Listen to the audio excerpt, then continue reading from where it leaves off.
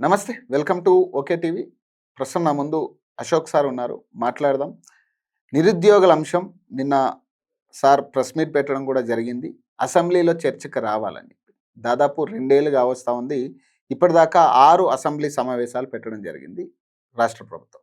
ఈ 6 అసెంబ్లీ సమావేశాల్లో కూడా ఏనాడు కూడా ఉద్యోగులకి ఉద్యోగాలు ఇస్తామని గానీ, లేదా ఉద్యోగాల అంశం గానీ, లేదా నిరుద్యోగ వృత్తి గురించి కావచ్చు, నిరుద్యోగుల సమస్యల గురించి కావచ్చు, ఏనాడు ఒక్క పాయింట్ కూడా లేవనెత్తని పరిస్థితి.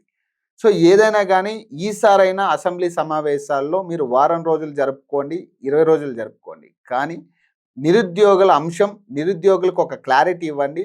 మీరు ఉద్యోగాలు ఇస్తారా? ఇవ్వరా? అనే అంశం మీద. అలాగే ఇటీవల ఓయూకి వెళ్ళి కూడా 1000 కోట్లు అక్కడ ఇస్తున్నట్టుగా అనౌన్స్ చేయడం జరిగింది. కానీ అక్కడ కూడా నిరుద్యోగుల అంశం గురించి మాట్లాడిన పరిస్థితి కనపడతా ఉంది. ప్రధానంగా ఉద్యోగాల అంశం గురించి ఎక్కడా కూడా ఒక్క పాయింట్ కూడా మాట్లాడిన పరిస్థితులు లేవు. సో ఒకసారి మాట్లాడదాం. నిరుద్యోగుల అంశం ఇక ఎక్స్పైర్కి దగ్గర పడిందా? ఈ అంశం మీద అశోక్ సార్తో క్లారిటీ తీసుకుందాం. నమస్తే సార్. సార్, ప్రధానంగా అంటే నిరుద్యోగుల అంశం అనేది ఇక ఎక్స్పైర్ డేట్కి దగ్గర పడిందంటారా? అట్లనే అనిపిస్తూ ఉంది. ఎందుకంటే కాంగ్రెస్ గవర్నమెంట్ అధికారంలోకి వచ్చిన తర్వాత సంవత్సరంలోగా 2 లక్షల ఉద్యోగాలు ఇస్తామని చెప్పారు.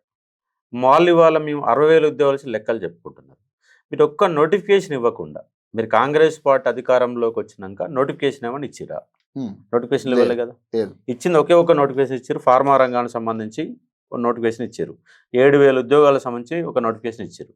అది ఎగ్జామ్ పెట్టారు. ఎగ్జామ్ పెట్టి కూడా సంవత్సరం అవుతుంది. సంవత్సరం అయినా వరకు రిజల్ట్ లేదు, ఇంతవరకు పత్రాలు ఇవ్వలేదు. అంటే మీ 7,000 ఉద్యోగాలకు సంబంధించి ఒక ఉద్యోగం కూడా ఇవ్వలేదు. అంటే మీరు ఇచ్చిన ఉద్యోగాలు ఎన్ని? 0. డిఎస్సిలో భాగంగా 5,000 ఉద్యోగాలు కలిపినామని చెప్పారు. అది పాత నోటిఫికేషనే కదా. గ్రూప్ 1లో 60,000 ఉద్యోగాలు కలిపిన 60 ఉద్యోగాలు కలిపి 60 కలిపారు. 503 ఉంటే 60 కలిపారు. అది కూడా పాత నోటిఫికేషనే కదా. గ్రూప్ 2 పాత నోటిఫికేషనే. గ్రూప్ 3 పాత నోటిఫికేషనే. గురుకులాలు 8,000 ఉద్యోగాలు ఇస్తే అది పాత నోటిఫికేషనే. గ్రూప్ 4 4,000 ఉద్యోగాలు 8,000 ఉద్యోగాలు ఇస్తే అది పాత నోటిఫికేషనే. జేఏలు సంబంధించి 1392 అది పాత నోటిఫికేషనే. కొత్త నోటిఫికేషన్ ఏమి ఇచ్చినావు? మీరు అధికారంలోకి వచ్చినాక, కాంగ్రెస్ పార్టీ అధికారంలోకి వచ్చిన మేనిఫెస్టోలో ఏమన్నారు? Phase 1 April, phase 2 November December అన్నారు. మరి ఫేజ్ 1లో ఒక నోటిఫికేషన్ ఇచ్చారా? ఫేజ్ 2లో ఒక నోటిఫికేషన్ ఇచ్చారా? ఏడాదిలోగా 2 లక్షల ఉద్యోగాలు అన్నారు. ఇప్పటివరకు ఒక ఉద్యోగం ఇవ్వాలి. అందుకే మేము నిన్న బషీర్బాగ్ ప్రెస్ క్లబ్లో కూడా ప్రెస్కి అడ్రస్ చేసిన కాన్సెప్ట్ ఏంటంటే, వాళ్ళు అసెంబ్లీ సమావేశాలు జరుగుతున్నాయి. ఆల్రెడీ 29 నాడు జరిగింది, 0 అవర్ జరిగింది, కాసేపు మళ్ళీ వాయిదా ఇచ్చినారు. 2 నుంచి 7వ తారీఖు వరకు 6 రోజుల పాటు మీరు శాసనసభ సమావేశాలు నిర్వహిస్తున్నారు. ఈ 6 రోజుల కాలంలో ఒక్కరోజు మా నిరుద్యోగుల గురించి చర్చ పెట్టండి. ఎందుకంటే మీరు అధికారంలోకి వచ్చి 2 ఏళ్ళు అయింది. 2 లక్షల ఉద్యోగాలు ఇస్తున్నారు.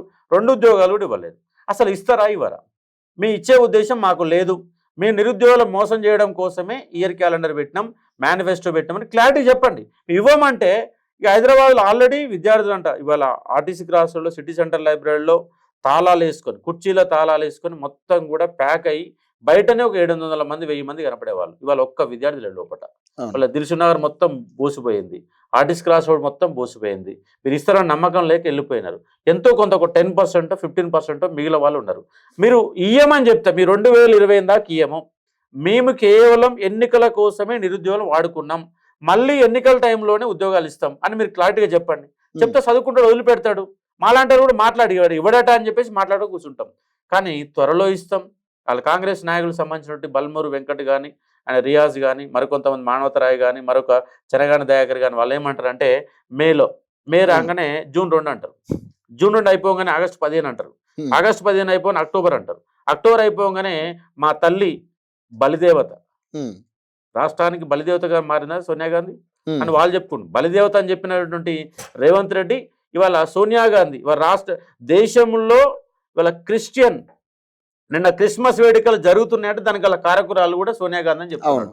భారతదేశాన్ని స్వాతంత్రం తీసుకొచ్చింది కూడా సోనియా గాంధీ చెప్తున్నాడు. మరి ఈయనకు అసలు అంటే కనీసం మాట్లాడేటప్పుడు సబ్జెక్ట్ అన్న నేర్చుకోవాలా, ఏం మాట్లాడో తెలుసుకొని మాట్లాడాలన్నట్టు ఒక ధ్యాసన ఉండాలిగా. అది ఏదీ లేకుండా ఇగో త్వరలో ఇస్తాం, 60,000 ఇచ్చినాం. 60,000 ఒక మంత్రి అంటే, కొన్ని 50,000 ఒక మంత్రి అంటే, 70,000 ఒక మంత్రి అంటే, ఆ 1,00,000 ఉద్యోగాలు అయిపోయినాయని చెప్పేసి మరొక మంత్రి అంటాడు. అసలు మీరు ఒక్క నోటిఫికేషన్ చేయకుండా ఎన్ని ఉద్యోగాలు ఎట్లా నింపారు? మళ్ళీ ఏమన్నాడు? స్థానిక సంస్థ ఎన్నికల కంటే ముందు మీరు ప్రశాంతంగా చదువుకోండి, 40,000 ఉద్యోగాలకు సంబంధించి ప్రకటన చేస్తామని చెప్పారు. మరి ఎప్పుడు చేస్తారు ప్రకటన? అది జనవరి 1 నాడు చేస్తారా? జనవరి 26 చేస్తారా? లేదంటే మేలో చేస్తారా? అసలు 2026 ఇస్తారా అయ్యారా, 2027 ఇస్తారా, 28 ఇస్తారా? 40,000 ఉద్యోగాలు ఉంటే మరి అలా గ్రూప్ 2 ఉన్నాయా, ఎస్ఐ కానిస్టేబుల్ ఉన్నాయా, అంగన్వాడీ ఉన్నాయా, ఆర్టీసీ ఉన్నాయా, లేదా జేఎల్డిఎల్స్ ఉన్నాయా? ఏదో క్లారిటీ ఏది తెలియదు కదా. మరి ఏది తెలియకుండా విద్యార్థులు ఉంటే ఏం చదువుకోవాలి? నువ్వు తీరా నీ సీరియస్ చదువుకుంటా, రేపు గ్రూప్ 2 వాడు చదువుకుంటుండు, గ్రూప్ 2 ఉద్యోగాలు లేవు, మరి ఏం చేయాలా?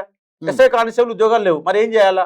అంటే నీకు 40,000 ఉద్యోగాలు ఇచ్చే ఉద్దేశం లేదు, ఏదో గాలి కబుర్లు త్వరలో త్వరలో త్వరలో అని చెప్పేసి 2 ఏళ్ల కాలాన్ని వెళ్ళబుచ్చారు. 2 ఏళ్ళ 2 ఉద్యోగాలకు భరిన పరిస్థితి. ఇప్పుడు మీలాంటి వాళ్ళు ఇంతగానం క్వశ్చన్ చేస్తున్నా కూడా ఎక్కడా కూడా కనీసం ఒక్క చోటైనా ఒక్క సందర్భంలో ముఖ్యమంత్రి నోట ఈ ఉద్యోగాల ప్రసక్తి వస్తుందేమో అనుకుంటే ఎక్కడ కనపడట్లేదు. అది కూడా మీలాంటి వాళ్ళందరినీ కూడా ఒక పార్టీ ఎజెండాతో వీళ్ళు తయారయ్యి ఒక గుంపు తయారైందని ఆయన ఏదో కొన్ని సందర్భాల్లో మాట్లాడడం జరిగింది. అంటే మీరేం చెప్తారంటే బేసిక్గా ఆయన ప్రశ్నించినందుకో లేకపోతే ఉద్యోగాలు ఇస్తానన్నందుక ఇవ్వమన్నందుక కానీ ఆయన మాట్లాడే విధానం మొత్తం కూడా మిమ్మల్ని ప్రతిపక్షాలకు రుద్దే ప్రయత్నం చేస్తూ ఉన్నారు. అంటే ఇక రేవంత్ రెడ్డి అంటేనే ఒక బూతు పురాణాల ముఖ్యమంత్రి అయ్యిండు. ఆయన మాటలు నేర్చిన చిలక అంటాం. ఆయన మాటలు మాట్లాడడం తప్ప ఇంతవరకు చేసింది అయితే ఏం లేదు. ఆ నిరుద్యోగులు అనే కాన్సెప్ట్ ఒక ఐడియాలజీ లేదు. అసలు తెలంగాణలో ఎంతమంది నిరుద్యోగులు ఉన్నారు, ఎన్ని లక్షల మంది ఉన్నారు, ప్రైవేట్ రంగంలో ఎన్ని ఉద్యోగాలు ఉన్నాయి, గవర్నమెంట్ రంగంలో ఎన్ని ఉద్యోగాలు ఉన్నాయి, అవుట్ సోర్సింగ్ ఎంతమంది ఉన్నారు, కాంట్రాక్ట్ ఎంతమంది ఉన్నారు, నిజంగా నిరుద్యోగులకు ఉద్యోగాలు ఇచ్చే పరిస్థితులు వీళ్ళు ఉన్నారా లేరా, జీతాలు ఇచ్చే పరిస్థితులు ఉన్నారా లేరా, ఒక క్లారిఫికేషన్ ఉండాలి కదా.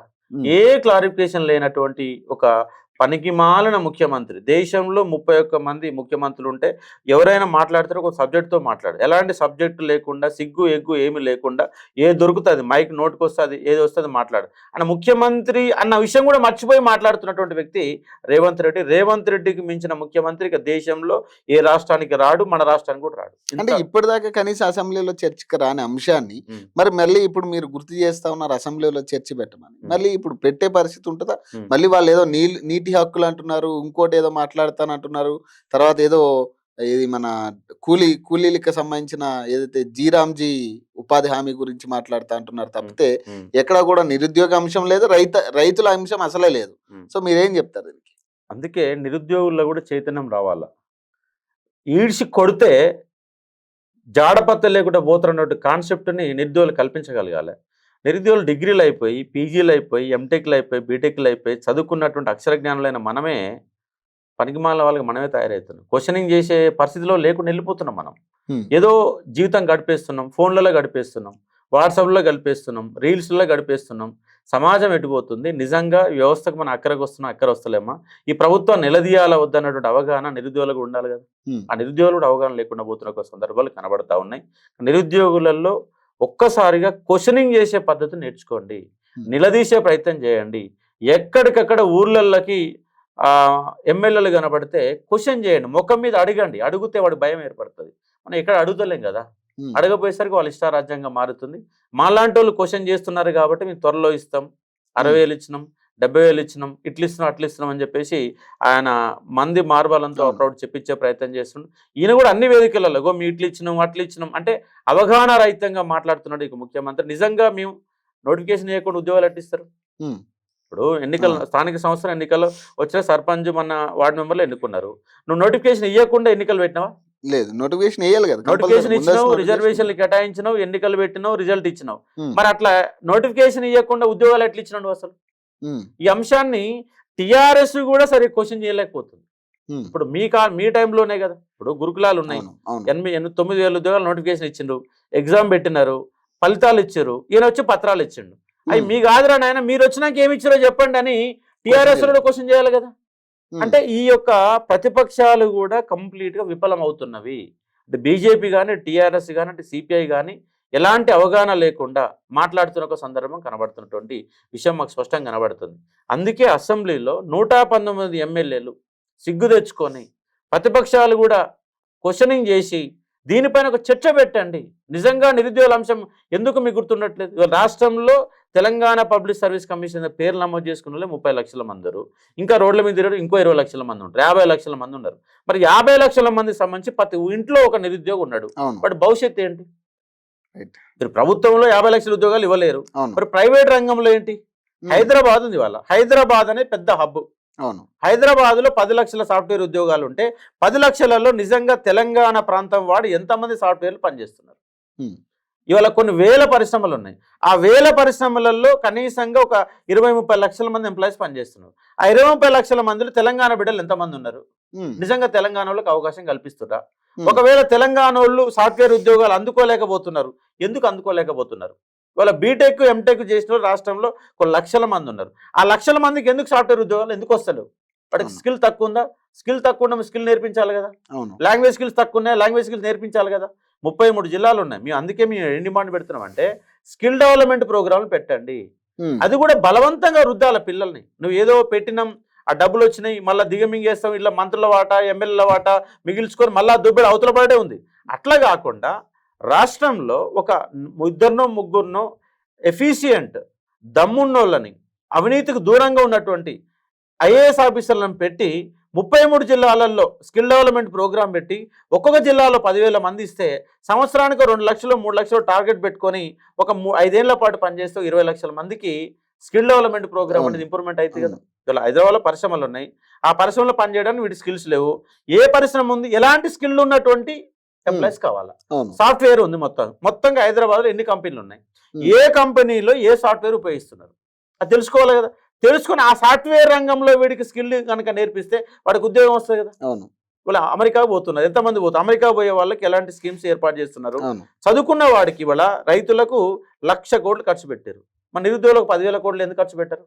బడ్జెట్లో నిరుద్యోగ అంశం మీద, కార్మిక శాఖ కింద, నిరుద్యోగ అంశం కింద ఓ 10,000 కోట్లు ఎందుకు ఖర్చు పెట్టారు? మీరు ఒక ఫ్రీ బస్ కోసం 5-6 వేల కోట్లు ఖర్చు పెడుతున్న మీరు నిరుద్యోగుల గురించి ఎందుకు ఆలోచన చేయడం లేదు? ఇవాళ గవర్నమెంట్ స్కూల్ వ్యవస్థ మొత్తం నాశనం అయిపోతుంది. మళ్ళీ మామూలుగా గవర్నమెంట్ స్కూల్స్ ఉన్నాయి, గురుకులాలు ఉన్నాయి, మోడల్ స్కూల్ ఉన్నాయి. ఇప్పుడు గురుకులాలు తీసుకొచ్చిన కారణంగా గవర్నమెంట్ స్కూళ్ళలో స్ట్రెంత్ మొత్తం పడిపోయింది. మరి ఆ గవర్నమెంట్ స్కూల్ అని గురుకులాలు ఎందుకు అనుసంధానం చేయకూడదు? మరి ఇప్పుడు మళ్ళీ ఇంటిగ్రేటెడ్ స్కూల్స్ అంటున్నాడు కదా, మళ్ళీ కొత్త అంటున్నాడు. మరి ఇన్నిటి మీద లేకుండా దాన్ని డివైడ్ చేస్తే ఇలా కొంతమంది, అలా కొంతమంది, అట్లా కాకుండా దాన్ని మొత్తంగా ఇంక్లూడింగ్ చేసుకొని వ్యవస్థను ఎందుకు నడిపేయకూడదు? అన్ని గవర్నమెంటే కదా. గురుకులాల గవర్నమెంటే, మామూలు స్కూల్ గవర్నమెంటే, మోడల్ స్కూల్ గవర్నమెంటే, నవోదయ గవర్నమెంట్, అన్ని గవర్నమెంటే కదా. అన్నిటి ఒక లింకప్ చేయొచ్చు కదా. లింకప్ చేసి ఒక దగ్గర 60 మంది పిల్లలే ఉన్నారు, 60 మంది పక్కనే గురుకుల స్కూల్ ఉంది. ఆ గురుకుల స్కూల్లో దాన్ని ఎందుకు ఇంక్లూడ్ చేయకూడదు? చేస్తే ఒక వ్యవస్థ మీద ఇప్పుడు 60 మంది పిల్లలు ఉన్నారు. ఒక గవర్నమెంట్ స్కూళ్ళలో, హై స్కూళ్ళల్లో నేను చదువుకునేటప్పుడు 450-500 మంది పిల్లలు ప్రతి స్కూల్ ఉండేవాళ్ళు. ఇవాళ 50-60 మంది మాత్రం ఉండరు. 60 మంది 10 మంది టీచర్లను పెడతారు. 10 మంది కంటే ఒక్కొక్కరు ఎంత లేనా హై స్కూల్ టీచర్లకు ₹1,00,000 జీతం ఉంటాయి. 10 లక్షల రూపాయలు. 10 లక్షల రూపాయలు సంవత్సరానికి ఎంత? ₹1,20,00,000. ₹1,20,00,000 ఖర్చు పెడితే ఉన్న పిల్లలు ఎంత? 60 మంది పిల్లలే ఉన్నారు. 60 మంది పిల్లలకి ఎంత ఖర్చు పెడుతున్నావు? జీతాల రూపంలోనే ₹1,20,00,000 ఖర్చు పెడితే మిగతా ఇంకా 2 లక్షలు 3 లక్షలు ఖర్చు పెడుతున్నాయి కదా. అంటే ₹1,50,00,000 ఒక గవర్నమెంట్ హై స్కూల్ పేరు మీద ₹1,50,00,000 ఖర్చు పెడుతున్నాం.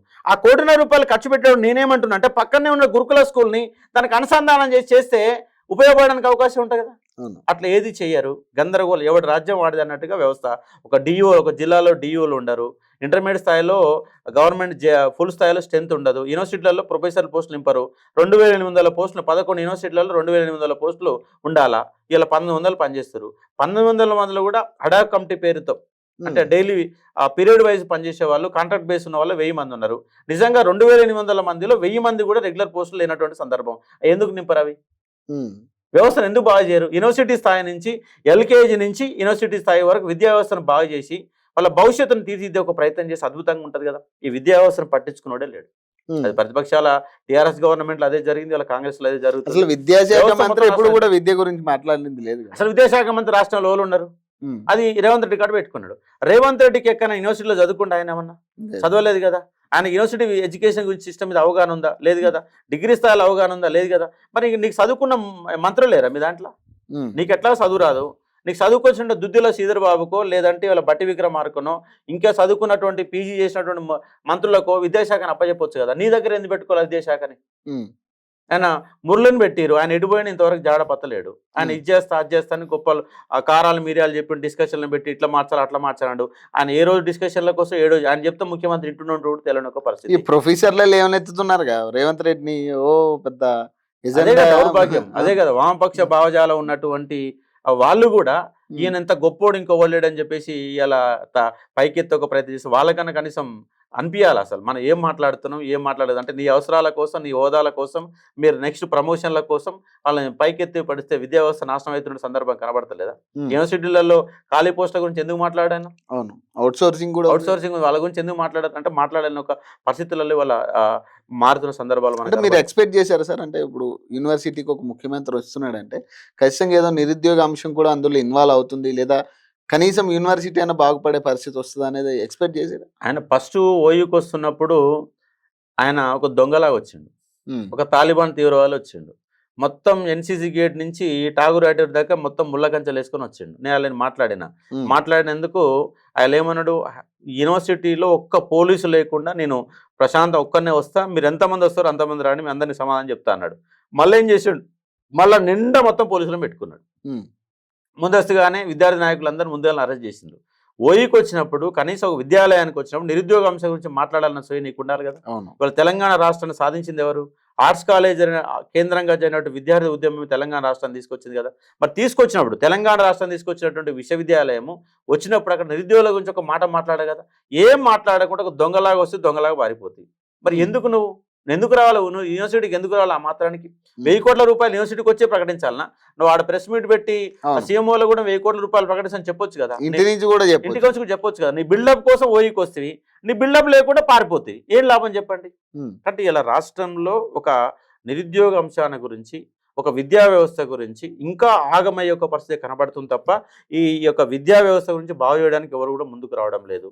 విద్యార్థులేమో గ్రాడ్యుయేట్ ఎమ్మెల్సీలు జరిగినాయి, తీర్మానం మళ్ళీ ఎన్నుకున్నారు. ఆ తీర్మానం మళ్ళీ కూడా తెలియకపోయా, తెలియని వ్యక్తిని పోయి ఆడ ఎన్నుకున్నా, ఆయన పోయి ఏం మాట్లాడుతున్నాడు? ఇప్పుడు నిరుద్యోగులు నోటిఫికేషన్లు కావాలి, నోటిఫికేషన్ గురించి ఆయన మాట్లాడుతుండా?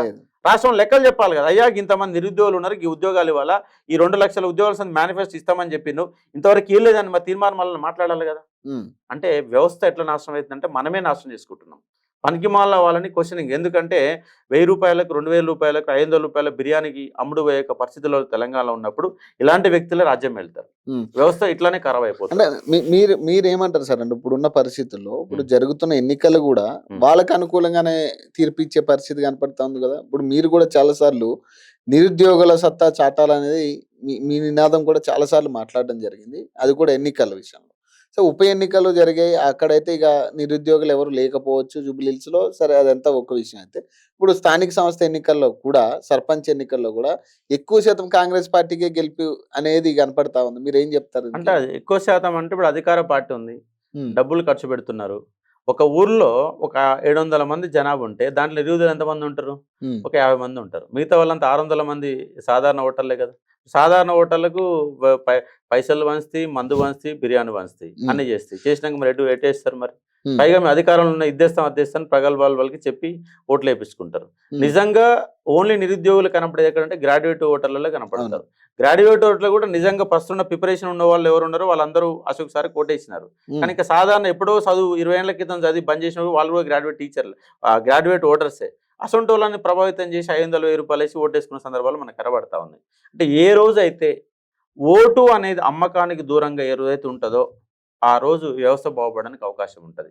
అలాంటి వ్యవస్థ రావడానికి మరి ఇంకెన్ని రోజులు పడుతుందో చూసే ఒక ప్రయత్నం చేయాలి. మీరు సపోర్ట్ చేసిన చాలా మంది ప్రొఫెసర్లు కూడా ఇప్పుడు ఎమ్మెల్సీలు, కోదండరాం లాంటి వాళ్ళు, ఇలాంటి వాళ్ళందరూ కూడా మంచి పొజిషన్లోనే ఉన్నారు. కానీ వాళ్ళు కూడా కనీసం ఈ రోజు మీరు మాట్లాడిన దానికి, మీరు మాట్లాడుతున్న దానికి కావచ్చు, లేదంటే వీటి మీద స్పందించడం కానీ, లేదా నిరుద్యోగ అంశం గురించి మనం మాట్లాడాలని కనీసం ఎమ్మెల్సీ దీంట్లో కూడా మాట్లాడే పరిస్థితి లేదు కదా అసెంబ్లీలో. అదే కదా సమస్య. దరిద్రం ఏంటంటే వాళ్ళ బల్మూరు వెంకట ఎమ్మెల్సీగా తీర్మార్ మల్లన్ ఉన్నాడు. ఇక కోదండరాం సార్ అంటే మళ్ళీ అది గందరగోళం, కోర్టు కేసుల వల్ల మళ్ళీ గందరగోళం మళ్ళీ అక్కడ పోయింది. వాళ్ళు ఉన్నోళ్ళు కూడా ఎవరు కూడా నిరుద్యోగ అంశాల గురించి ప్రస్తావించే పరిస్థితిలో లేరు. ఇలా అశోక్ సారే కనుక ఎమ్మెల్సీగా ఉంటే పోడియం ముందుగా కూర్చొని ఇచ్చిన దాకా లేవని చెప్పేసి ఆడనే కూర్చొని సస్పెండ్ అయితే ఏదో ఒక చేసి నిరుద్యోగ అంశం చర్చకు వచ్చే విధంగా చేసేవాళ్ళం. కానీ దాని మీద అవగాహన ఉండి ఇన్ డెప్త్ ఆఫ్ నాలెడ్జ్ ఉన్న వాళ్ళు లేరు. ఉన్న వాళ్ళేమో అమ్ముడు పోయే పరిస్థితి, ఏది పదవుల కోసం పెదాలు మూసుకునే పరిస్థితుల్లో వాళ్ళు ఉన్న సందర్భాలు కనబడతా ఉన్నాయి. మరి నిరుద్యోగ అంశం మరి ఎప్పుడు బాగుపడుతుందో చూసి ఒక ప్రయత్నం చేద్దాం. ఎందుకంటే 2 ఏళ్ళు అయిపోయాయి, 2 ఉద్యోగాలు ఇవ్వకపోయి 60,000 ఉద్యోగాలు ఇచ్చిన 70,000 ఇచ్చిన దొంగ లెక్కలు వాళ్ళు చెప్తున్న ఒక సందర్భం కనబడుతుంది. ఇప్పటికైనా మేము ఏమంటున్నామంటే టీఆర్ఎస్ పార్టీ మీరు ప్రభుత్వం మెడలు ఉంచండి. మీరు ఇచ్చిన ఉద్యోగాలకి వాళ్ళు పత్రాలు ఇచ్చారు, ఆ విషయం క్లారిటీగా చెప్పండి. మీరు ఏమి ఇవ్వలేదురా నాయన, మీరు జీరో. కాంగ్రెస్ పార్టీ ఇప్పటి వరకు ఒక్క ఉద్యోగం కూడా ఇవ్వలేదు అని మీరు అసెంబ్లీలో ఎందుకు నిలదీయలేకపోతున్నారు? 2 లక్షల ఉద్యోగాల మీ మేనిఫెస్టో మీరు అధికారంలోకి వచ్చినాక అవును. 2024 డిసెంబర్లో మీరు అధికారం వచ్చినాక డిసెంబర్ 24 తర్వాత 25లో 26లో మీరు అధికారం ఇచ్చిన నోటిఫికేషన్ ఏంటి, అవును. మీరు ఇచ్చిన ఉద్యోగాలు ఏంటి, పత్రాలు ఇవ్వడం కాదు నోటిఫికేషన్లు ఏంటని క్లియర్ కట్ గా క్వశ్చన్ చేయాలి కదా. అవును. క్వశ్చన్ టీఆర్ఎస్ కూడా క్వశ్చన్ చేయలేకపోతారు, వాళ్ళు కూడా విఫలం అవుతారు. ఇక బీజేపీ వాళ్ళు అసలు విద్యా వ్యవస్థ గురించి పట్టించుకునే పరిస్థితుల్లో వాళ్ళు లేరు. వాళ్ళు ఏమన్నంటే వీళ్ళు ఏమైనా క్వశ్చన్ చేస్తే మీ కేంద్రంలో నిధిస్తారని క్వశ్చన్ అడుగుతారని వాళ్ళు ఆ స్థాయిలో ఉంటారు. అంటే ఇలా ప్రతిపక్షాలు విఫలం అవుతున్నాయి, అధికార పక్షం మోసం చేస్తారు. ఇప్పుడు సంక్రాంతి డెడ్ లైన్ పెట్టారు మీరు, నిన్న కూడా అదే కదా అంటున్నారు, సంక్రాంతి మీకు డెడ్ లైన్ తర్వాత చూద్దాం మరి ఈ అసెంబ్లీ సమావేశాలలో ఉన్న ప్రస్తావనకు వస్తారో రాదో చూద్దాం. రేపు ఫిబ్రవరిలో కూడా మళ్ళీ అసెంబ్లీ సమావేశాలు, బడ్జెట్ సమావేశాలు ఉంటాయి. ఈ సమావేశాల్లో కనుక నిరుద్యోగులకు సంబంధించి ఉద్యోగాల లెక్కలు కనుక చెప్పకుండా నోటిఫికేషన్ గురించి చెప్పకపోతే ఖచ్చితంగా చావుడప్ అనేది కొడతాం. నిరుద్యోగులు 2 ఏళ్ళు దాటింది, 2 ఏళ్ళు దాటింది కాబట్టి ఇప్పటికే, ఎందుకంటే టీఆర్ఎస్ గవర్నమెంట్ కంటే ముందే 1.5 year ముందే నోటిఫికేషన్లు వచ్చినాయి. ఇది 2 ఏళ్ళు అవుతుంది, దాదాపు 3.5 సంవత్సరాలు అవుతుంది. ఒక నోటిఫికేషన్ లేక 3.5 సంవత్సరాలు అవుతున్నాయి. సరే మన ఇచ్చిన ఉద్యోగాలని పాత నోటిఫికేషన్లే కదా. అవును. 3.5 సంవత్సరాల నుంచి అయితే కొత్తగా ప్రిపేర్ పాత ఎగ్జామ్ రాసినోడు పత్రాలు ఇచ్చినావు, కొత్తగా ప్రిపేర్ అయ్యేకైతే ఏం లేదు కదా. అవును. 3.5 సంవత్సరాల నుంచి ఎస్ఐ కానిస్టేబుల్ విద్యార్థులు వెయిట్ చేస్తున్నారు మాకు నోటిఫికేషన్లు వస్తాయని చెప్పేసి. గ్రూప్ 2 ఎగ్జామ్ కూడా 2022 ఫిబ్రవరి డిసెంబర్లో వచ్చిన నోటిఫికేషనే 23లో పోయింది, 24 పోయింది, 25 పోయింది. అంటే దాదాపు 3.5 సంవత్సరాలు అవుతుంది. ఈ 3.5 సంవత్సరాల నుంచి ఏ నోటిఫికేషన్ లేవు కాబట్టి విద్యార్థులలో అసహనం పెరిగింది. రేపు వాళ్ళు కూడా రేపు ఏదో ఒక రోజు ఒకసారి బ్లాస్ట్ అవుతుంది. కానీ ప్రతిపక్ష నాయకుడు కూడా లేవనెత్తే పరిస్థితి లేదు కదా. మొన్న ప్రెస్ మీట్లో కూడా చూసాం, అంతగానం ఈ నిరుద్యోగ అంశం మీద ఫోకస్ చేసి మాట్లాడినట్టుగా కనపడట్లేదు. మరి ఇప్పుడు అసెంబ్లీలో ప్రతిపక్ష నాయకుడు లేవనెత్తే పరిస్థితి ఉంటుందా ఈ పాయింట్? దాన్ని గుర్తు చేయడం కోసమే ఇవాళ మేము మాట్లాడుతూ ఉన్నాం. ఎందుకంటే మన అక్టోబర్లోనే 13 రోజుల పాటు అంగర్సై కూడా చేశాను. కనీసం మరి ముఖ్యమంత్రికి ఏమైనా సోయేస్తాన్ని కదిలించే ప్రయత్నం చేస్తే ఆ ముఖ్యమంత్రికి అసలు చదువు మీద సోయినోడైతే రావడానికి అవకాశం ఉంది. చదువున్న సోయలేదా, సోయలేనోడికి ఎంత చెప్తుంది, దున్నపోతు మీద వర్షం కురిసినట్టే ఉంది తప్ప ఇంకేమీ లేదు. చూద్దాం మరి ఈ అసెంబ్లీ సమావేశాలు చర్చకు వస్తాయేమో, ప్రతిపక్షాలను పట్టుబడితే డిస్కషన్ అయితేమో చూద్దాం. ఒక వీటి కాకపోయినా మరి బడ్జెట్లలోనే పెడతారని చూద్దాం. చూసిన తర్వాత విద్యార్థులు కూడా ఆ నైరాశ్యం పెరిగింది, వాళ్ళకు కూడా ఆవేశం ఉంది. ఆవేశం ఒక్కసారిగా బ్లాస్ట్ అవుతుంది. బ్లాస్ట్ అయినప్పుడు చివరికి నేపాల్ లాంటి పరిస్థితులు కనుక ఎదురైతే మరి ప్రభుత్వం ఏం చేయగలుగుతుంది? పోలీసులు కొంతవరకు కంట్రోల్ చేయగలుగుతారు, మొత్తం అయితే కంట్రోల్ చేయలేదు కదా. ఆ పరిస్థితి తీసుకోవద్దని నోటిఫికేషన్లు ఎమ్మటే వేసి పిల్లల్ని శాంతపరచాలని చెప్పేసి అంటే నిరుద్యోగుల వైపే ఉంటారు ఇక కొట్లాట. 100% మొత్తం నా జీవితకాలం ఉన్నంత వరకు నిరుద్యోగ అనే అంశం ఒక ప్రధానమైన చాప్టర్ గా కంపల్సరీ ఉంటది. ఎందుకంటే దాని మీద కంప్లీట్ నాకు అవగాహన ఉంది. ఒక ఎడ్యుకేషన్ జర్నలిస్ట్ గా పనిచేసిన నోటిఫికేషన్ల మీద, సిలబస్ మీద, క్వాలిఫికేషన్ల మీద, వాళ్ళకు వచ్చే సమస్యల మీద, వాటి ఉన్న జీవోల మీద, అన్నిటి మీద అవగాహన ఉంది కాబట్టి గత 10 ఏళ్ళుగా క్వశ్చన్ చేస్తున్నా, రేపు కూడా క్వశ్చన్ చేస్తా. పిల్లలకు పాఠం చెప్తా, వాళ్ళకి వచ్చే ఇబ్బందులను మాట్లాడుతా. దాంతోపాటుగా రేపు జనవరి 1 నుంచి ఒక జర్నలిస్టుగా, నేను 15 ఏళ్ల పాటు జర్నలిస్టుగా పనిచేసిన అనుభవాన్ని ఉపయోగించి సామాజిక అంశాల మీద కూడా నా ఛానల్లో అశోక టీవీ ద్వారా జనం మధ్యకి వెళ్ళాలన్న ఉద్దేశంలో ఉన్నాను. సామాజిక సమస్యలను ఎప్పటికప్పుడు నాట్ ఓన్లీ విద్యార్థి సమస్యలే కాదు, మిగతా సమస్యల మీద కూడా ప్రతిరోజు క్వశ్చన్ చేయాలన్న ఉద్దేశంతో ఉన్నాను. దాన్ని కూడా ఫుల్ఫిల్ చేస్తాను. Right sir, thank you. So ఇది అశోక్ సార్తో ఇంటర్వ్యూ. సో మరిన్ని అప్డేట్స్ కోసం చూస్తూనే ఉండండి. ఓకే.